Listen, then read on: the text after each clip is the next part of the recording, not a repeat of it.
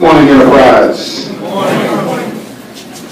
Giving honor to my God, because without Him, none of us would be here. I made a mistake last time in not honoring my beautiful wife. Hello, sweetheart. You see, I know what meaningful change means. I have to change. I have to make sure. But many of you know that I'm a pastor here at Enterprise. And many of you know that I've served the United States Army for 31 years, 6 months, 4 days, and 2 hours. But during that time, I learned to do something. It's called listen. The United States government taught me to listen. My congregation has taught me to listen. What I'm doing this morning is I'm asking you to talk to me. Don't be afraid that I'm not going to listen, because I listen and I react to what you're saying. I put it into what I call groups that we sit down and study to see how we can make things better. I'm not going to be bullying you, I'm going to work with you. Which takes me to the last few weeks. I've had an opportunity to knock on many, many doors, probably some of you. And it saddens me. It saddens me because I grew up in this city.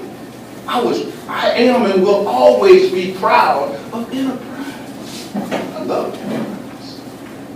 But it's time out for foolishness. I asked the current administration, is it 1,500 jobs we got? Or is it a negative 1,000 jobs we got? I asked that question. Let them justify it, not me. Justify it. Help me to understand what it's like for the young man and young woman that graduates from high school that takes a $7.50 an hour job. That's $10,000 under the poverty level. And we're taxing them through the roof. How can they live? How can they survive?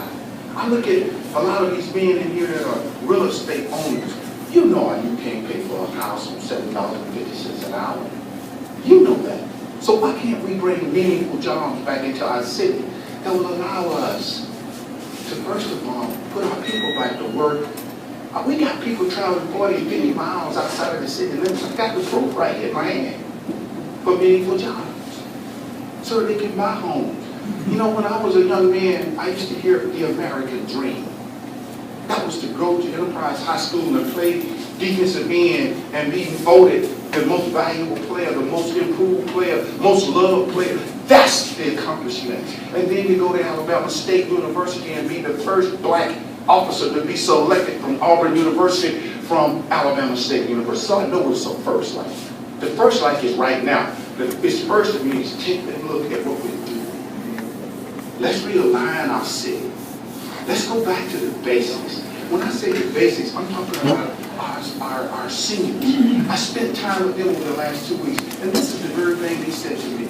Mr. Shipman, can you get us some reliable transportation? Our buses are breaking down. We were in Florida at a trip, and a church had to bring us home. Not this city. It broke me down like tears. Enterprise is better than that. Our veterans. I gave this country 31 years of my hard-earned life, and I expect our city to take care of me.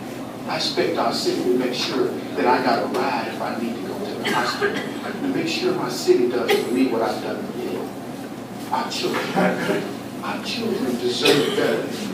Look across the street at that pool over there. Look over there. My son couldn't play basketball if he tried. My daughter could. Where she go? She wanted to go swim or tap. Ladies and gentlemen, this time out. I talk about this. And yesterday I was walking back to my car. And a friend of mine said, Dr. Shipman. I said, yes. She said, why is it that there are 208 Sundays and we only see the mayor once every time he comes to our church, it's just for our vote. Does he not care about our community? I said, I care.